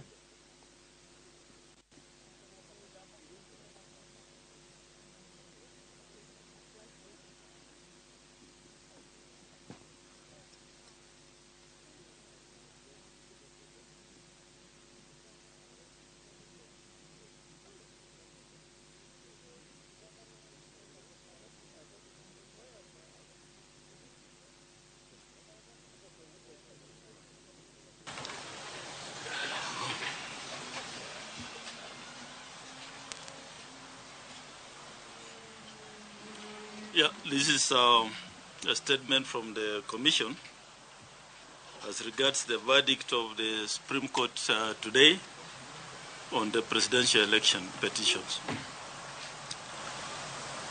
The Commission appreciates Kenyans for peacefully exercising their democratic right to vote on the 9th of August in accordance with Article 38 of the Constitution of Kenya 2010. In fulfillment of the Constitution, the Commission put in place a robust and transparent election infrastructure to ensure that the votes cast were counted, electronically transmitted, verified, tallied, announced, and declared in line with Articles 81 and 86 of the Constitution.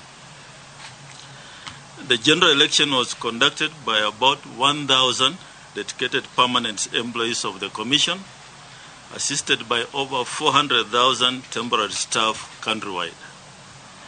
The Commission is grateful to this staff for a job well done. Additionally, the Commission recognizes the support by stakeholders, including the judiciary, the National Police Service, and service providers who participated in the electoral process. The Commission gives special recognition to development partners who provided support that bridged financial gaps in the Commission's budget. In the course of discharging our constitutional duty, the Commission and its staff endured harassment, intimidation, abduction, arrests, and some lost their lives. It's tragic that Mr. Daniel Mushoka, a returning officer for Embakasi East constituency, was abducted and tortured to death in the line of duty. In addition, Mr. Geoffrey Kitobu, a returning officer for Kishugu constituency, died in what could be election-related stress upon completion of elections in his constituency. In this general election, the abuse of IBC staff reached an unimaginable scale. Apart from the 2 deaths, the Commission and staff suffered other atrocities, including, but not limited to, assault and injury of the chairman, Commissioners Professor Abdi Gulier and Boya Molu, and the Commission Secretary and Chief Executive Officer Mr. Marijan Hussein at the National Tallying Center during the declaration of results. Unwarranted arrest of a voter education coordinator by anti-terrorist police unit on the floor of the National Tallying Center, who was detained for 3 days. Abduction, torturing, and holding incommunicator for 9 hours of the managed election operations and the support staff by persons to be believed to be security agencies. Attempted arrest of 3 staff members who were lawfully verifying election results on the floor of National Tallying Center. Abduction of staff of a service provider working at the National Communication Center. Harassment and physical assault of staff of service providers manning heavy-duty printing and photocopying machines at the National Election Communication Center. Physical assault of election officials in parts of Narok, Kakamega, Kirinyaga, Wajir, Nairobi, amongst others. In one instance, a presiding officer in Eldas constituency was shot in the leg, resulting to amputation. Physical assault of returning officers bringing results to the National Tallying Center. Breaking into offices of senior commission staff at the National Tallying Center with the intention of accessing sensitive data. Ethnic profiling, targeting, and cyberbullying of members of the Commission and its staff. To date, no one has been arrested for these crimes committed against members of the Commission and its staff. As it stands, no human rights or civil society organization have condemned these heinous acts meted on the Commission and its staff. Working for IEBC should not be a death sentence. The Commission reiterates that election is a process and not an event. This process started immediately after 2017 general election, and the Commission tested its systems and processes in over the 40 by-elections in the last 5 years. Therefore, the Supreme Court judgment today is a testimony that the Commission conducted a free, fair, transparent, and credible general election that met the democratic aspirations of the people of Kenya. The Independent Electoral and Boundaries Commission is finally vindicated. We look forward to the full judgment of the Supreme Court, as well as feedback from our stakeholders during the post-election evaluation exercises which will inform areas of improvement in the electoral process. Finally, the Commission wishes to thank immensely its legal team in not only defending it, but also ensuring that the sovereign will of the people of Kenya is protected. God bless Kenya. God bless the IEBC. Thank you. That's our statement today. And unless you have 1 or 2 questions, I believe it's been a great day. Thank you. Thank you.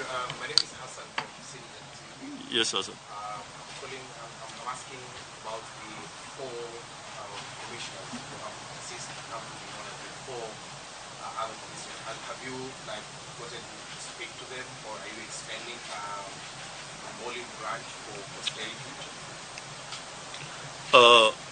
I don't know where that's coming from, but let me say this, that as a commission, we follow the law, and it's up to them and they're conscious what they want to do going forward. But as a commission, we follow the law and we have not chased away anyone.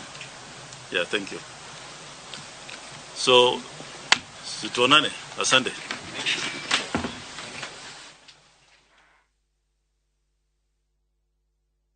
Ushana mwikarigite wa commission ya IEBC Wafula Chebukati akiheana ndumiriri ya maumirira ma ria makoro makihaneka kuri igoti-ini akiuga ati commission yake kana commission ya IEBC ni atafanirie githurano giki na njira ya umana waragania. Chebukati ni akorwo akiuga ati commissioner ake ni maguraririo, aruti a wira a commission ya IEBC onao ni maguraririo. Akorwo akiuga ati gikuo kia Daniel Musyoka uria ari presiding officer wa mwena wa Embakasi, Gitobu uria wari presiding officer mwena wa Gicugu, icio tu ciare imwe cia njira cia kuonania ati andu a commission ni maguraririo. Akorwo ni akorwo akiuga ati gubunjwo kwa wabici cia commission no ona umwe no undu uria watungire kana watunganirwo nayo ni commissioner a IEBC hoge cia kuruira ihoto cia umundu. Arauga ati nginya riu itire irakorwo ikiaria kana kuoya ikinya o riothe guthingata maundu ta macio kana nguraro iria cionekire muthenya wa kwanira maumirira ma githurano. Studio ndena wakiri, karibu sana wakiri Paul. Asante sana. Thengi muno ni njuri tukorwo tugicoka mwena wa kaden tukorwo tukimenya uria maundu mekuhanaga. President Muthure ni akorwo akiaraniria na andiki ya mohoro, no mbere tuthiete mwena wa Karen ndrenda tu urore statement ino ya Wafula Chebukati. Mawoni maku ni mariko? One ni wabere ni ko congratulate mutongoria wa bururi President Ruto ni undu wa gugicagurwo na igoti komu vindicate. Statement ya Wafula Chebukati no tumioe ina statement ino rito. One ni undu wa uruti wira wa IEBC. Nito IEBC ni constitutional commission iria ikiritwo gatiba na ni yagire kuruta wira na independence itegutindikiririo ni mundu o wothe. Riu riria tukuigua ake make statement yakauga kuma gutangathwo kwa githurano hena maundu mahanekire ali Floyer Bombers. Nginya mothe yo ni auga hatire ikinya ona rimwe rioetwo tu ni ari uhoro wa andu aria makorirwo assaulted makirutira IEBC wira. Nauga to date hatire makinya make watho maria moetwo. 3 ni auga ni hari na intimidation na ni hari na threats ciari cia targetete aruti a wira a commission ya IEBC. According to him ni auga hatire makinya moeto. Uguo no kiuria kira tongegire kwiyuria ni ati how far is the independence ya commission ya IEBC. Na to commission ya IEBC eika commission ile ingecirutiragira wira muingiri. How safe are they? Na neoria kiuria kiauga atiriri kurutira wira IEBC the death sentence.